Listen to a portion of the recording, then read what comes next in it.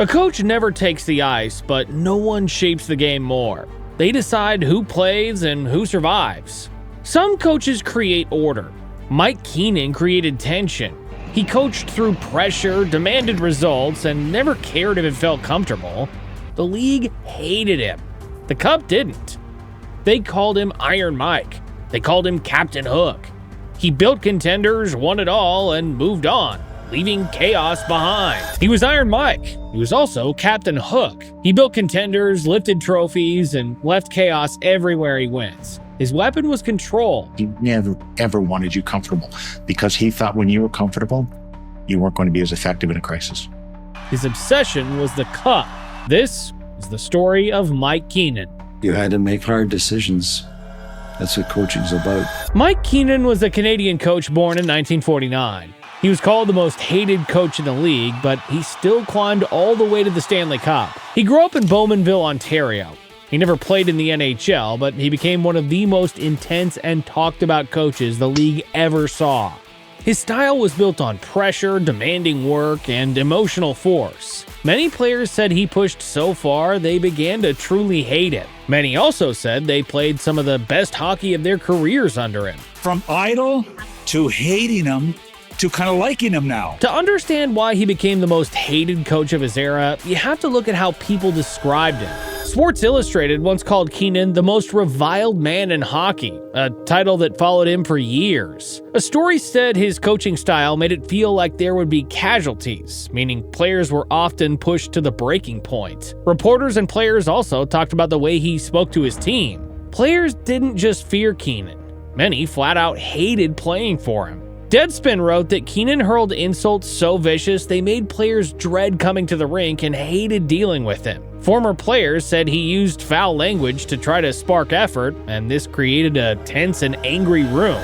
Yet this same man also built one of the most successful coaching records in modern NHL history. He took 3 different teams to the Stanley Cup final. He won the Stanley Cup with the New York Rangers in 1994, ending their long championship drought. I was really privileged to have that opportunity. Later, he coached in Russia and won the Gagarin Cup with Metallurg Magnitogorsk, becoming the first coach to win both the NHL title and the KHL title. This strange mix of big wins and big problems shaped Keenan's identity. Teams hired him because he got results, and players feared him because those results came at a heavy cost. Keenan did not begin as a famous coach. His journey started at the school level. He coached the hockey team at Forest Hill Collegiate Institute in Toronto. It was simply a beginning, but even here, his style was strong. He wanted structure, discipline, and full effort. He then moved to junior hockey. He took over the Oshawa Legionnaires and led them to league titles in 1979 and 1980. Soon after, he moved to the AHL and coached the Rochester Americans. His work paid off there, too. In 1983, he won the Calder Cup, the league's top trophy. He even returned to the University of Toronto for a short period and led the team to a national championship. Everywhere Keenan went, he won. He controlled practices, he managed every detail. He demanded the highest standard, and the results were there. The long list of early victories made NHL teams take notice. They wanted a coach who could turn a roster into a contender, and Keenan had shown he could do that again and again. In 1984, the Philadelphia Flyers gave him his first NHL job. This was the start of his rise to fame and his rise in controversy. He coached the Flyers for 4 seasons, and this is where he earned the nickname Iron Mike. Fans later added Captain Hook because he pulled goalies faster and more often than most coaches. Keenan made an impact right away in Philadelphia. In his first season, the Flyers won 53 games and became a powerhouse. He won the Jack Adams Award as the NHL Coach of the Year in 1985. He took the Flyers to the Stanley Cup final that same year. 2 years later, he took them to the final again in 1987. On the surface, the Flyers were thriving. They played strong, aggressive hockey. They worked hard. They were tough. Keenan believed that to win, you had to play with effort every night, and the Flyers reflected that. Inside the locker room, resentment, fear, and pure hate were rising every week. Keenan used pressure as a tool. His shouting became normal. Flyers captain David Poulin once said that yelling was part of Keenan's daily coaching. Keenan even joked that if his players did not like the noise, they should buy earplugs. What made things worse were his long, difficult practices. Keenan believed that skating hard and suffering together made a team stronger. As much as they Couldn't stand him. Oh, Yeah. just so challenged, so challenged. Yeah. The most remembered story came on Christmas Eve. A group of players asked for a short practice so they could catch flights and see their families. Instead of giving them a break, Keenan ran a long practice filled with hard skating. There were no pucks, there were barely any water breaks. Players cramped up and struggled to finish.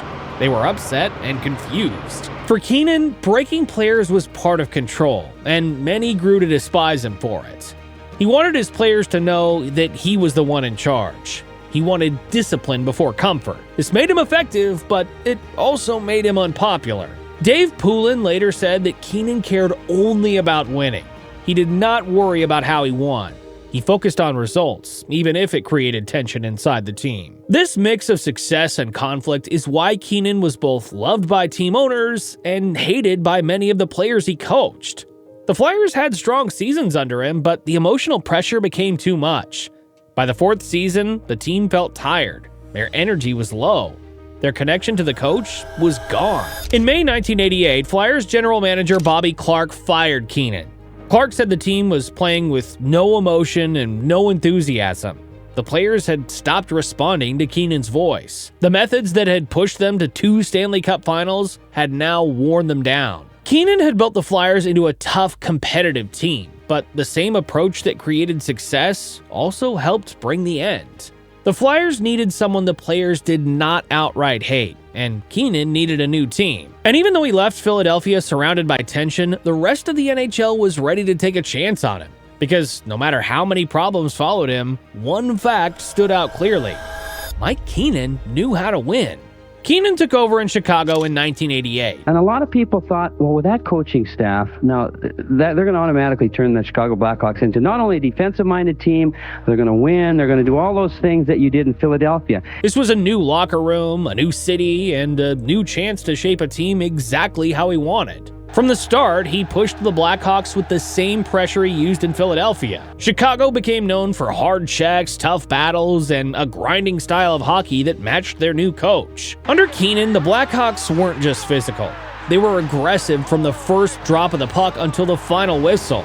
One example of how far things went was Mike Peluso's penalty minutes during Keenan's final year in Chicago. Peluso recorded 408 penalty minutes in only 63 games. This showed the type of edge Keenan demanded. His players were expected to push, hit, and battle for every inch of ice. But the same pressure that created effort also created anger. His time in Chicago is filled with stories of players reaching their limit. The most famous one involves tough defenseman Dave Manson. Manson was known for being strong and fearless, the kind of player most coaches would want. But even he reached a breaking point with Keenan's constant shouting. During one intermission, Manson snapped and chased Keenan through the hallways of Chicago Stadium while still wearing his skates. It showed just how much raw hate his players carried. Keenan's team didn't always enjoy the journey, but the results appeared again. In 1992, he pushed the Blackhawks all the way to the Stanley Cup final. They lost to the Pittsburgh Penguins, but it was another deep playoff run. Keenan had now led 3 different teams to hockey's biggest stage, which is something very few coaches have done. Even with the success, the same pattern was forming.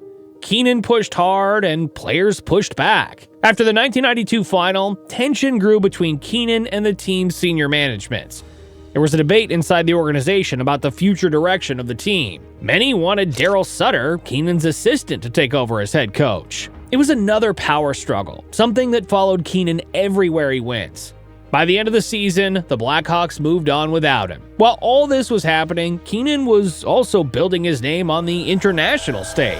In 1987, he coached Team Canada in the Canada Cup. That tournament is still seen as one of the greatest in hockey history. Canada faced the Soviet Union in a best-of-3 final. All 3 games ended with a score of 6-5. The final goal, scored by Mario Lemieux from a pass by Wayne Gretzky, is one of the most famous goals in Canadian hockey. Keenan was behind the bench for it. That victory made him a national hero, even as NHL players called him one of the most hated coaches alive.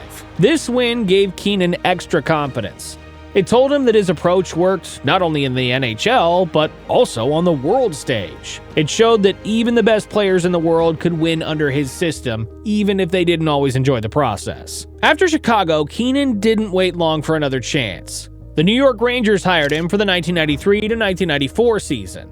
The Rangers had not won the Stanley Cup since 1940. Breaking that long drought was the job every coach wanted, and it also came with pressure that few coaches could handle. The regular season went well. The Rangers won the President's Trophy, which is given to the team with the best record. In the playoffs, Keenan pushed his players even harder. There were arguments. There were long stares on the bench. He argued with players and staff many times. But there were also wins. A lot of them. The Rangers fought their way to the Stanley Cup final against the Vancouver Canucks. It was a tough series that went all the way to Game 7. In that final game, the Rangers held on and won the Stanley Cup. The building shook. Fans cried. After 54 long years, the Rangers had their championship. Keenan lifted the cup in front of a cheering crowd. But even during this high point, trouble was slowly building in the background. Keenan's relationship with the Rangers general manager had become strained. They hardly spoke by the end of the season. There were also reports that Keenan was already in talks with other teams while the Rangers were still in the playoffs. His trust in management was fading fast. The breaking point came just weeks after the Stanley Cup win. Keenan was due a playoff bonus. The Rangers paid it 1 day late. Keenan said this broke his contract and announced that he was leaving the team. It led to a major legal fight inside the NHL, and the league had to step in, suspend him, and fine the teams involved. Keenan had just delivered one of the greatest wins in team history, then walked away before the city even finished celebrating. He was a champion, but he also left confusion, anger, and a mess that had to be cleaned up. His next stop would be St. Louis, a place where his most intense chapter was waiting. From the moment he arrived in 1994, the entire room felt the change. Keenan ruled the practices, the lineup, and the future of the team. If he liked you, you played. If he didn't, you were gone. This made players uneasy and angry because they knew his style tore apart teams and they hated him for it. In St. Louis, the hate was open, loud, and impossible to hide. The biggest clash came with Brett Hull. Hull was the star of the team, a top scorer and one of the most loved players in Blues history. But Keenan did not care about past success. He wanted strict effort and complete control. Hull was skilled and creative. Keenan wanted structure. It was a clash of two strong personalities. Their disagreements became public. Keenan questioned Hull's play. Hull pushed back. Reporters covered every moment. The tension and open hatred between them grew so fast that the Blues front office stripped Hull of the captaincy. It was one of the clearest signs that Keenan now controlled everything. Then came the story that still follows Keenan to this day. The Blues were playing in Buffalo. Dale Hawerchuk's grandmother traveled from nearby Fort Erie to watch him play. She was elderly and wanted to see him one last time. Keenan knew she was in the building, but he benched Hawerchuk for the entire game. When Brett Hull confronted him about it, the argument shook the room. Many players said it was one of the hardest moments they had ever seen from a coach. Keenan was he was mean-spirited. He almost was doing it out of pleasure to belittle people and to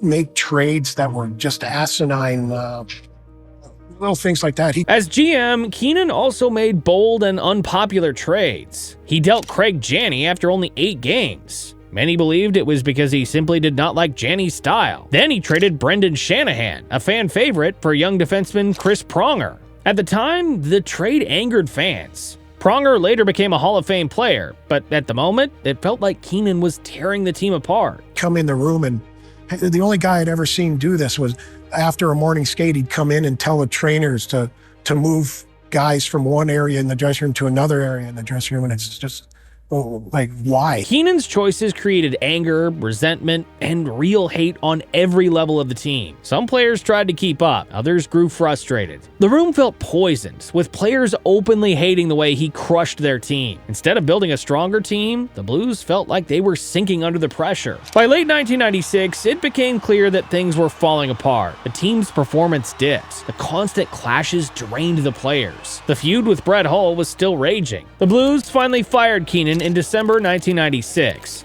Reports said that the team still owed him about $7 million, which showed how badly they wanted to move on from the chaos. They believed giving Keenan total power would bring a championship. Instead, it brought one of the most difficult eras the franchise had ever seen. When the Blues fired him in 1996, it left a clear message across the league. His style could bring wins, but it also brought damage that was hard to repair. After leaving the Blues, he kept moving from team to team. Teams still took the chance because they wanted the spark he brought, even if they feared the fire that came with it. His next major stop was in Vancouver in 1997.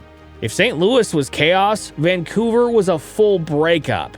Keenan stepped into a team that already had strong personalities, and the clash came fast. The biggest conflict exploded with Trevor Linden, who quickly grew to resent and hate the way Keenan treated him. Linden wasn't just a player. He was the heart of the city and one of the most respected leaders in Canucks history. But Keenan didn't care about public opinion. He blamed Linden for the losses, challenged him in the room, and pushed him harder than any player expected. Their relationship broke down so badly that Keenan traded Linden to the New York Islanders.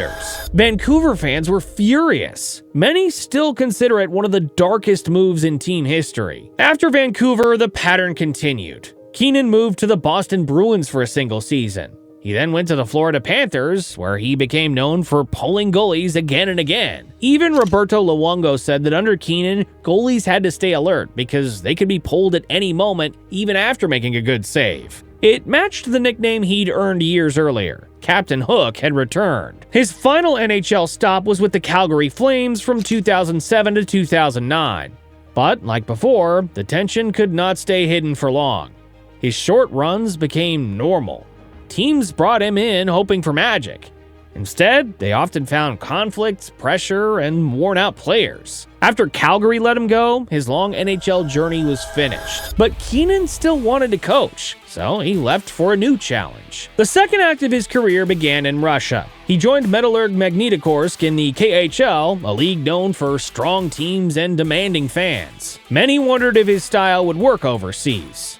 It did. In 2014, Keenan led the team to the Gagarin Cup, the top trophy in the KHL. That win made him the first coach in history to win both the Stanley Cup and the KHL championship. Even in a new country, his intense approach created results. But even a championship couldn't hide the constant tension and hate that followed him everywhere. He was fired the next year after conflicts behind the scenes. The pattern of short relationships, strong tension, and sudden exits followed him across the world. In the years that followed, Keenan took on more roles in Europe, coaching the Italian national team as they prepare for the 2026 Winter Olympics. He also faced a personal battle. In 2018, he was diagnosed with prostate cancer. He spoke openly about it and pushed through treatment with the same force he once used behind the bench. Keenan also wrote a memoir titled Iron Mike. Some readers said it felt like he was defending his tough approach. Others said it gave a rare look into how he coached and why he believed fear and pressure were needed to win. Now older, he carries a legacy defined by wins, enemies, and a level of hate almost no NHL coach ever reached.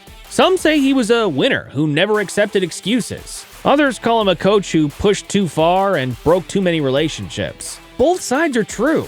Mike Keenan won almost everything, but he paid for those wins with battles that never seemed to end. Keenan believed pressure forged champions. Mike Babcock believed it exposed them. Where Keenan exploded, Babcock calculated. The chaos didn't disappear. It went quiet. The methods changed, but the damage didn't. Babcock broke players down and called it leadership. His players called it control. One called him a piece of shit.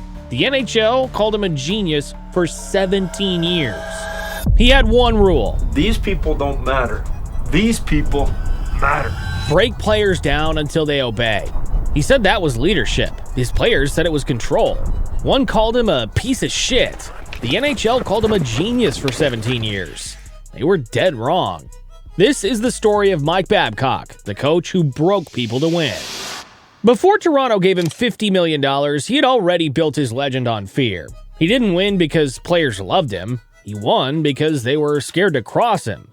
His rule was simple. Break them down, build them back in his image. As I got up this morning, we'd won, and that we're a team that didn't play near as well as we could. And so we have to play the way we can. That was his system. That was his power. And for a long time, it worked.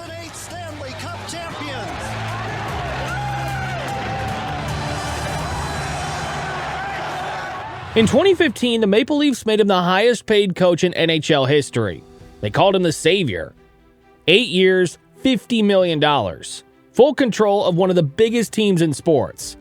Yeah, I got to tell you, if you had asked me a couple months ago, I'd be surprised too. But going through the process that Kenny Holland and Mr. I allowed me to do after 10, unbelievable years in Detroit. But giving a control freak that kind of power was like handing matches to a man who loves fire. Ask his old players what it was really like. Chris Chelios got benched in front of his hometown. Mike Modano lost his 1500th game on purpose. Mitch Marner was tricked into ratting on his teammates. That's not coaching. That's the same piece of shit playbook he always ran. That playbook didn't come from nowhere. It started when he realized fear worked better than respect. From that day on, every team got the same routine. Break, humiliate, rebuild. To understand how he got here, you have to see where it started. Mike Babcock was born on April 29, 1963 in Manitouwadge, Ontario. He was raised in the tough blue-collar environment of Saskatoon, Saskatchewan, and like so many kids from that part of the world, the game of hockey was in his blood. But he was never destined for NHL stardom. He wasn't a gifted goal scorer, a high-flying forward, or a smooth skating prodigy. He was a grinder, a depth defenseman. This is the key to understanding the man. He was the kind of player who survives on pure grit, relentless determination, and a willingness to do exactly what the coach says. He couldn't rely on talent to win his battles. He had to rely on theory, on systems, and on perfect execution. He had to outthink, outwork, and outwill everyone else on the ice just to keep his spot. He learned from a young age that structure was king. This psychology, that individual talent was secondary to the system, would become his religion. He played his college hockey at McGill University from 1983 to 1987. Even there, as a player, he was already known for his staggering, almost manic intensity. He wasn't just playing the game, he was studying it. He was obsessed with theory, psychology, and above all, structure. While other players were focused on the next shift, Babcock was focused on the why. He was building the Babcock system in his head, a rigid framework of how the game must be played.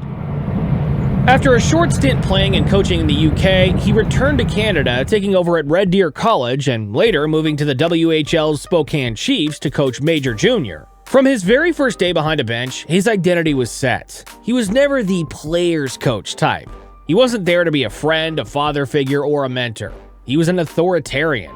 His system was strategic, his demands were absolute, and his personality was unrelenting. His entire coaching philosophy was formed early on, and it was a direct reflection of his own career. He would break his players down. He would shatter their old habits, their egos, and their individual tendencies.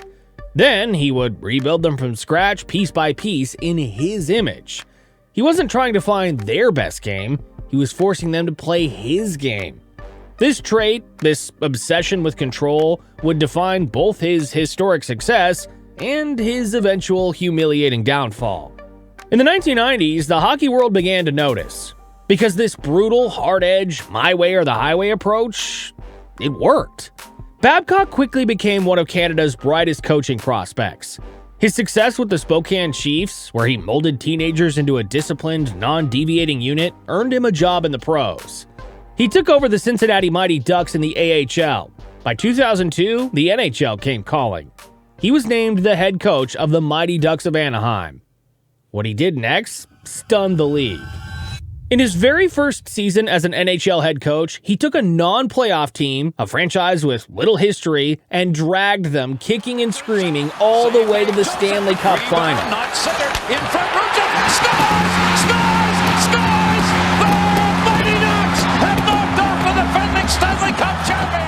It was a masterful, shocking performance. He had cemented his reputation overnight as a results-first genius. Any questions about his hard-edge approach, any rumbles from players, were immediately silenced by the results. He had won. That's all that mattered. The NHL didn't care how he did it. His system, his control, was validated at the highest level. In 2005, the Detroit Red Wings gave him a team full of great players. But he made things terrible. This is when people stopped thinking he was smart and the real piece of shit coach showed up. In Detroit, with a roster full of future Hall of Famers, Babcock's system reached its absolute peak. He led the Red Wings to the 2008 Stanley Cup. He took them to 2 straight finals. He wasn't just a successful coach, he was an icon. But he didn't stop there. He went international. He became the man Hockey Canada turned to when gold was on the line, and he delivered every single time. He became the first and only coach in the history of hockey to win Olympic gold in 2010 and 2014, a World Championship gold, a World Junior gold, and a World Cup of Hockey title. He had won everything. Literally, there was nothing left for him to win. He was the undisputed pound-for-pound best coach on the planet. His methods were no longer just accepted, they were celebrated. They were the gold standard that every other coach was trying to copy. This is why, in 2015, the Toronto Maple Leafs didn't just offer him a contract, they offered him the keys to the kingdom. 8 years, $50 million. Total power. He had 17 seasons of proof. He was the savior. The deal was done. The press conference was held. The savior had arrived. Very proud, very happy today. Happy to introduce Mike as the 30th head coach in Toronto Maple Leafs history. Thank you, Mike. Welcome. But behind the curtain, away from the cameras and the championships, in the locker rooms in Detroit, in Anaheim, and on Team Canada, players were already whispering. They were trading stories. Stories about what it was really like to play for the best coach in the world. And it wasn't pretty. And please welcome the head coach of your Toronto Maple Leafs, Mike Babcock. His $50 million contract was signed. The new era had begun. But the whispers from his old locker rooms were about to get a lot louder. The stories were about to come out. For years, Mike Babcock's methods were protected by his success. He won, so nobody questioned the how. But as players retired or got away from his control, they started to talk. And the stories they told were not about a tough, fair coach. They were about a bully. The first story came from a legend, Chris Chelios. In 2009, the Red Wings were playing in the Winter Classic at Wrigley Field in Chicago. This was Chelios' hometown. His family and friends were all in the stands for this massive outdoor game. It was a celebration of his career. Babcock gave the veteran defenseman one brief shift, and then benched him for the rest of the game. He forced Chelios to sit and watch, humiliated in front of his entire hometown. Chelios later said Babcock did it on purpose. It wasn't a hockey decision. It was a power move, a deliberate humiliation. Chelios' teammate, Johan Franzen, backed up the story. Franzen would later describe the constant verbal attacks he endured from Babcock, attacks so severe that they led him to a nervous breakdown. Franzen's words were chilling. He called Mike Babcock the worst person I've ever met. It was the first public crack in the armor. It revealed what insiders already knew.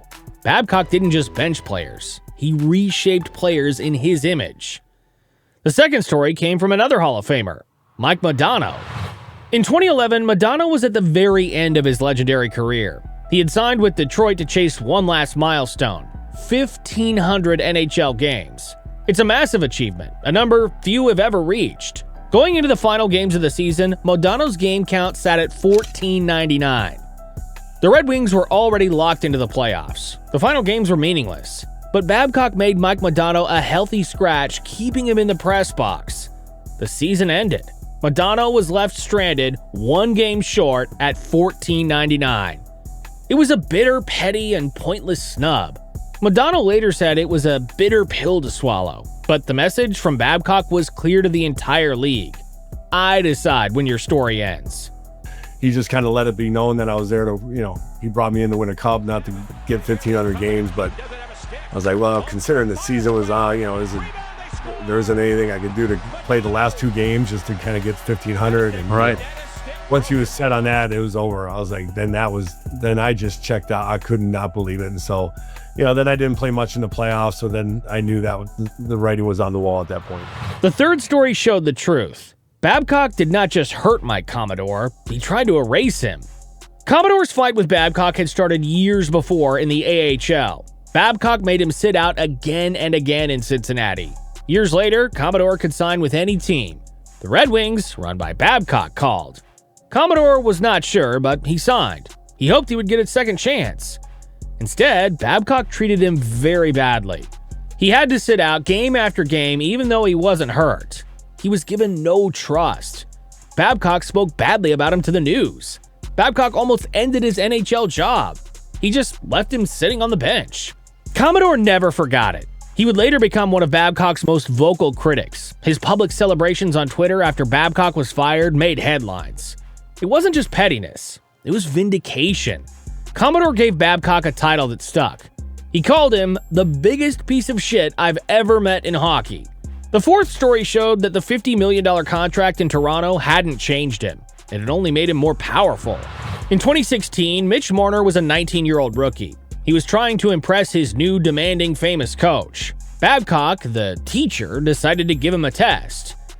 He pulled Marner aside and asked him to rank all of his teammates by their work ethic, from hardest working to laziest. Marner, young and innocent, did it. He was trying to be a good soldier. Babcock then took that private list and showed it to the rest of the team. He exposed who Marner, the rookie, thought were the laziest players on the roster. It was a huge problem for his own team. Right away, it pushed Marner away. It broke all the trust the players had in the coach. Marner later said the whole thing was tough. I mean, I'd say it was just surprising, but, it's so long ago now. Honestly, I really kind of forgot about it until the report came out, but, it's over with now. It's done with. I was lucky enough that the guys that were there with me, none of them took it to heart, and, they knew it wasn't up to me. You also crossed the line in terms of, I know coaches play mind games, but did you feel that crossed the line? I mean, like I said, it was my first year. I didn't really know what to think of it, but it's over with now. That's really, I can say, but, I'm looking forward to, the new change and, seeing how I can help this team win with Sheldon. The pattern was now impossible to ignore. Chelios, Modano, Commodore, Marner. This wasn't coaching. This was a mind game. He humiliated, he manipulated, and he controlled, all under the guise of old school leadership. The best coach in the world was being exposed. His time in Toronto finally did run out. The man hired to fix everything was quickly fired. Mike Commodore, the player whose career Babcock had buried, celebrated publicly on Twitter. The gold standard was gone. He was out of the NHL for the first time in 17 seasons. He was in hockey exile. For years, Mike Babcock was on the outside, a ghost in a league that had seemingly moved on from him. The game was changing. His methods were now just being called what it was: abuse. His methods, once seen as results first, were now seen as toxic. He tried to control the narrative. He took a brief, humble-looking job coaching the University of Saskatchewan Huskies. He even made a public retirement announcement, an attempt to tell the world that he was leaving the game, not that the game was leaving him. But it didn't stick. He still wanted in. And despite his reputation, his monster resume still had pull. 700 career wins, a Stanley Cup, 2 Olympic gold medals. In the summer of 2023, the impossible happened. An NHL team decided to bring him back.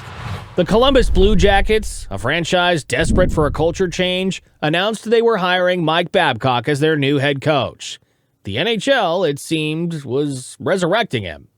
He was hired to show he had changed. The story was that he had grown up. He had spent time away. He had coached college kids. He had learned his lesson. He was a new man. It's real important for all of us as people. We got to change every year. We got to grow out. Say the off season was a chance to reinvent yourself. But what's happened to me over the last 3.5 years? It's been a thrill to be around my family so much. People say the Blue Jackets waited until his old big job with the Maple Leafs was over. They waited just so they could be the ones to hire him. The genius was back, and within weeks, he proved that he hadn't changed at all. The fifth and final story broke before he ever coached a single regular season game. It came from the Spittin' Chicklets podcast, and it was the most bizarre and revealing story of all.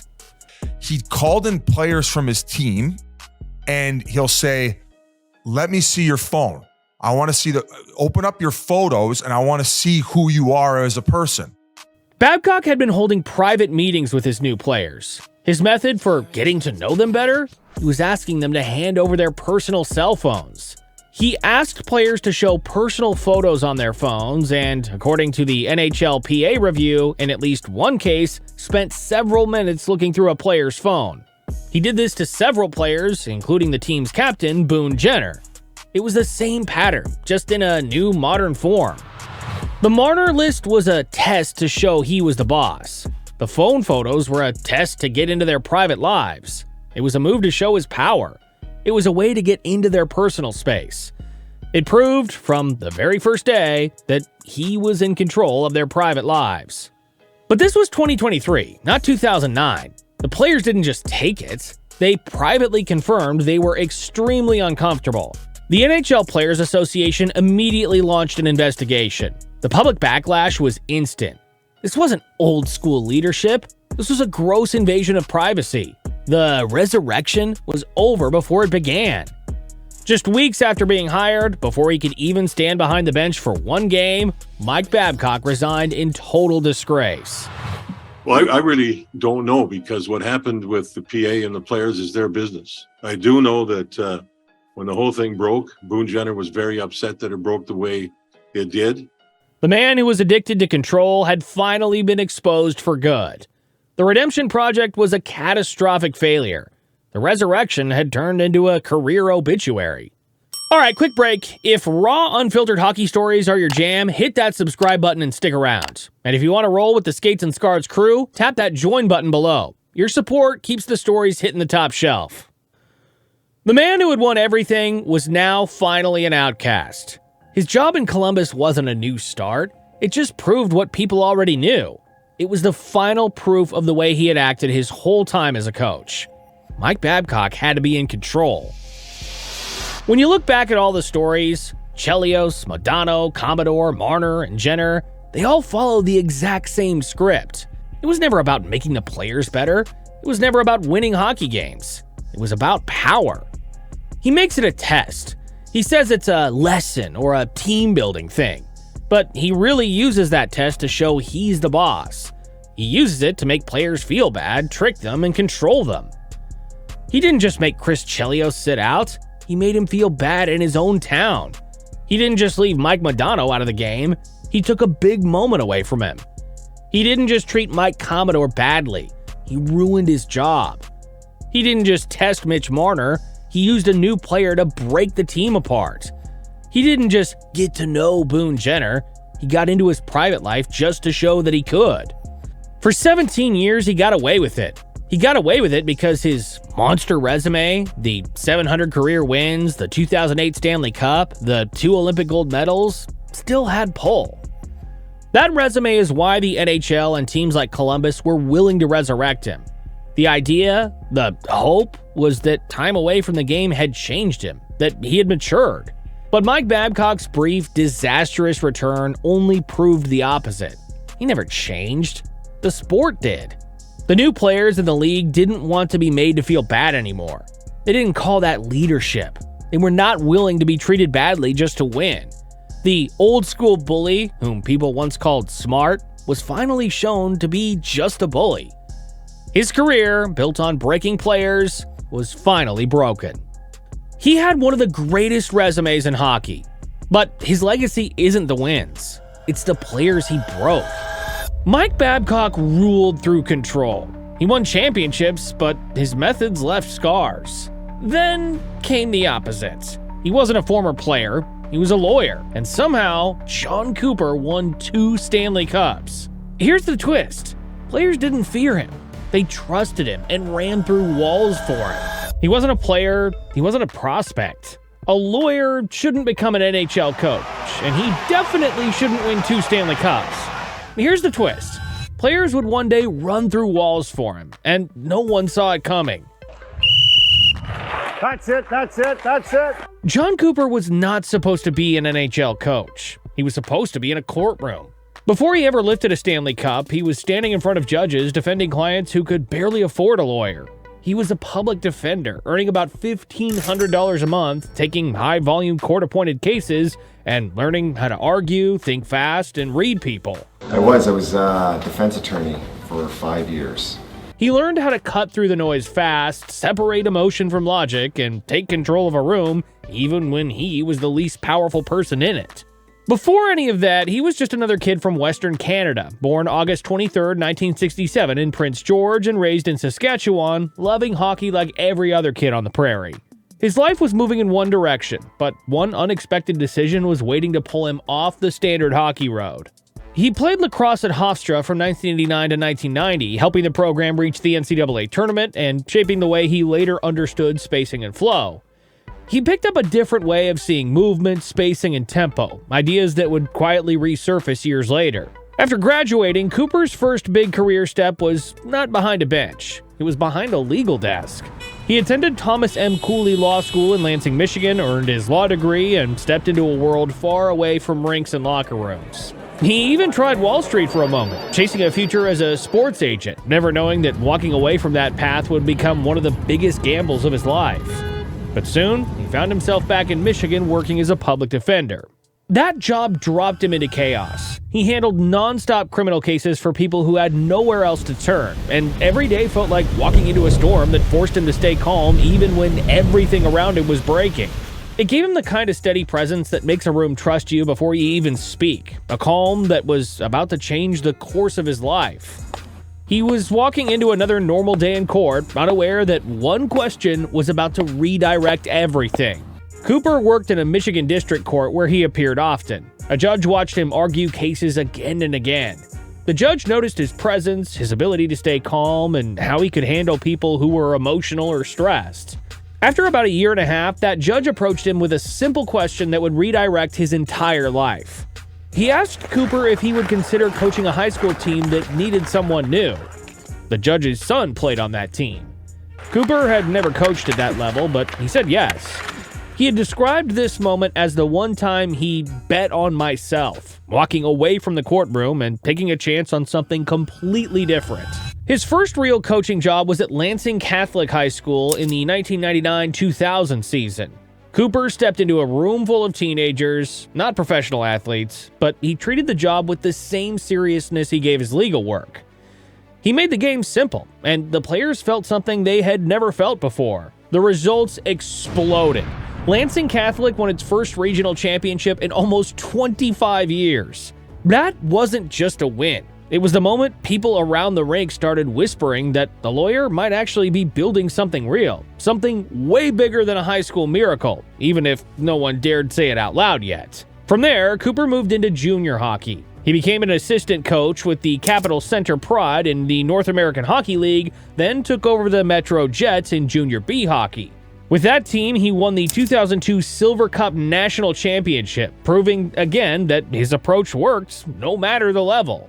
Soon he was hired by the Texarkana Bandits, an expansion team in the NAHL. He became both head coach and general manager, building the roster and shaping the identity from scratch. The wins came fast, and players kept responding to his approach. When the team moved to St. Louis and became the St. Louis Bandits, Cooper turned them into a powerhouse. He led them to Robertson Cup championships in 2007 and 2008, won NAHL Coach of the Year twice, and built one of the strongest records the league had ever seen. Next came the Green Bay Gamblers in the USHL. In 2 seasons, he delivered an 84, 27, and 9 combined record, won the Clark Cup in 2010, and earned USHL Coach of the Year. At this point, many analysts began calling him the only coach to win titles in all 3 tiers of United States junior hockey. And now, after years of climbing, the next step was waiting. The American Hockey League was about to open its doors, and the former lawyer was about to walk straight through. The jump to the American Hockey League was not a comfort zone. It was a test. Jon Cooper took over the Norfolk Admirals, knowing that every coach in the AHL was fighting for the same dream, the same call-up, and the same respect. This was the level where careers could break in an instant. He brought a structured pace to the team, the kind that made players feel like every shift had a plan behind it. Every drill meant something. Every correction attacked a specific weakness. Guys said it felt like they were being rebuilt brick by brick. His first season with Norfolk showed flashes, but it also showed something more dangerous. Players on the edge of the NHL started buying into him, and whispers began about whether the lawyer was about to jump levels faster than anyone expected. But it was the next season that changed everything. Norfolk produced one of the most dominant years the league had ever seen. They won game after game, ripping off a 28-game winning streak, the longest in AHL history and a pro hockey record. The team played fast, sharp, and calm under pressure, reflecting the way Cooper handled his players. Cooper never used fear to control the locker room. He talked players through pressure like someone who had already seen worse storms, and guys kept saying the same thing. He made them believe they could survive moments that would break other teams, and that belief was starting to become a weapon. But the truth was bigger than a championship, because every win pushed him closer to a league where coaches did not just get judged, they get eaten alive, and he was heading straight into that world. But taking an AHL team to the top of the league was the kind of statement that reached NHL offices. Cooper was winning in every place he touched, and he was doing it with a steady approach that matched the pressure of the pro game. The next chapter came quickly. In 2012, Tampa Bay changed its AHL affiliation, and Cooper moved to coach the Syracuse Crunch. He kept the same calm structure and the same sharp communication. Even in a short time, he made another strong push with a roster filled with young talent chasing a spot in the NHL. His work in Syracuse was enough for the Lightning front office to make their decision. They needed a new head coach, and they already knew who they wanted. The Lightning fired their head coach and looked straight to Cooper. He had built a record of winning at every level. He had handled different personalities, different ages, and every type of pressure. He had proven that he could take a group from raw talent to championship form. And most importantly, he had done it with a style that matched the modern NHL. This was the biggest step of his life. He was no longer building young players. He was now responsible for a franchise chasing a championship window. His journey had gone from high school hockey to junior championships to a Calder Cup and now to the biggest stage in the sport. Tampa Bay was a team full of young stars, big expectations, and pressure from every direction. But Cooper did not look overwhelmed. But the hardest stretch was still ahead, and everything he'd learned was about to be tested. Jon Cooper arrived in Tampa in March 2013. He stepped into a team with talent, history, and heavy expectations. The Lightning had been searching for a long-term leader. His early years with the Lightning brought steady growth. The team matured into a serious contender. They played fast, heavy, and structured hockey, and they kept building towards something bigger. But the real breakthrough came in the 2014-2015 season. Tampa won 50 games and set a franchise record with 108 points. They became one of the fastest and most skilled teams in the league, built around Steven Stamkos, Nikita Kucherov, Victor Hedman, and a new wave of young talent. Cooper helped shape that mix into a system that felt smooth, calm, and controlled. The Lightning reached the Stanley Cup Final in 2015. They pushed the Chicago Blackhawks to 6 games before falling short. Still, that run shifted something. Fans and analysts saw he wasn't a nice little story anymore. He was becoming the kind of coach who could tilt a playoff series. The next season pushed them even deeper. Tampa reached the Eastern Conference Final and came within a single game of breaking through to the final again. But the biggest test of his career arrived in 2019. The Lightning had one of the greatest regular seasons in NHL history. Tampa posted 62 wins, tying the NHL's all-time record, and finished with 128 points, one of the highest totals in league history. Then they lost in 4 straight games to the Columbus Blue Jackets. That collapse hit deeper than anyone admitted. The kind of failure that cracks rooms and ends coaching careers, and everyone wondered if even the most loved coach could survive it. A record-setting team was gone in an instant, and the kind of loss that usually shatters trust hit the room hard, the type of collapse that buries most coaches long before they can recover. Instead, Cooper faced the cameras and took responsibility. I don't know. Probably more disappointed. It was, in the end, it's just, we couldn't find our game. That was it. The next year, the world shut down. The NHL created the playoff bubble. Teams were isolated, away from families, playing under intense pressure. Many coaches struggled to keep their teams focused. Cooper adapted to the bubble faster than most coaches, keeping his team focused when isolation was breaking others. Tampa fought through the bubble and reached the Stanley Cup Final again. This time, they finished the job. In 2020, the Lightning defeated the Dallas Stars in 6 games and lifted the Stanley Cup. And trying to get there and get a trigger pull of a shot that went wide that time was Goodrow. And and the Tampa Bay Lightning have won the Stanley Cup. Oh my God. Cooper became the first former public defender in NHL history to win the Cup as a head coach. And he wasn't done. In 2021, Tampa returned to the final and beat the Montreal Canadiens. Back-to-back championships. The lawyer had built a dynasty. 2 cups in 2 years turned his story into something rare. A coach who once ran high school practices was now leading a team with no weak links, built for long runs instead of short bursts. In 2022, the Lightning reached their 3rd straight final, falling to the Colorado Avalanche. Even in defeat, the run confirmed Cooper's status as one of the best coaches of his era. But success always brings pressure. Tampa kept winning, but each season came with new challenges. Players left in free agency, injuries piled up, the salary cap squeezed the roster. Reporters asked the same question every year. How long can one coach hold a championship core together in a league that changes fast? Cooper kept hitting milestones. On March 30th, 2018, he passed John Tortorella to become the winningest coach in Lightning history. On December 9th, 2021, he reached his 400th NHL win faster than any coach before him. On January 9th, 2024, he recorded his 500th win in an overtime game against the Los Angeles Kings. Each milestone pushed his name deeper into NHL history. But the NHL doesn't slow down. Every season becomes a test of durability. As the Lightning pushed deeper into the 2020s, Cooper faced more questions about his future. Would he stay behind the bench forever? Would he move into management? Would a new challenge appear? The truth was far less simple, because the longer he stayed on top, the more people whispered the same question. How long one voice could stay powerful in a league that changes fast? There were controversies along the way, moments that reminded people he was still emotional and fiery under the calm. In 2024, he was criticized for a comment about goalies needing skirts on them.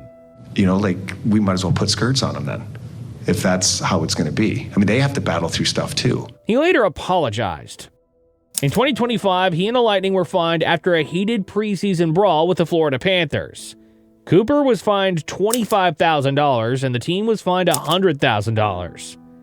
He faced the questions head-on, choosing honesty over avoiding the truth. When players talk about him now, they mention something beyond wins, the feeling that he always had their backs, even when the league came after them. His journey carried a weight most coaches never felt. That grind shaped the way he now handles benches, media, and playoff series. That world built the coach he became. Players said the room leaned on him hardest when things went sideways because he had that rare calm that made grown men believe they could drag themselves back from anything. And the results speak for themselves. 2 Stanley Cups, 4 Stanley Cup final appearances, a franchise transformed into a dynasty, records that will likely stand for years. His story didn't need scandals or chaos, because the real shock was that someone who came from courtrooms instead of locker rooms earned more loyalty from his players than half the league's legends ever did. He proved that backgrounds don't define ceilings, only what you do with them. Took a chance on a high school team and somehow turned that gamble into one of the most incredible coaching runs of his era. No one handed him anything. No one expected him to reach the NHL. And no one expected him to lift the Stanley Cup twice. Today, he still stands behind the Lightning bench, still guiding a team. His future is open. He could chase more cups. He could move into a front office role. He could even leave the game and write a new chapter. These coaches didn't just shape teams. They shaped careers and sometimes damaged them. If you want hockey stories that don't scrub away the ugly parts, hit subscribe. This channel is for the moments that changed the sport, not the sanitized versions they show on TV. And if you want to support this work directly, join or super thanks goes a long way. This is how these deep dives keep coming.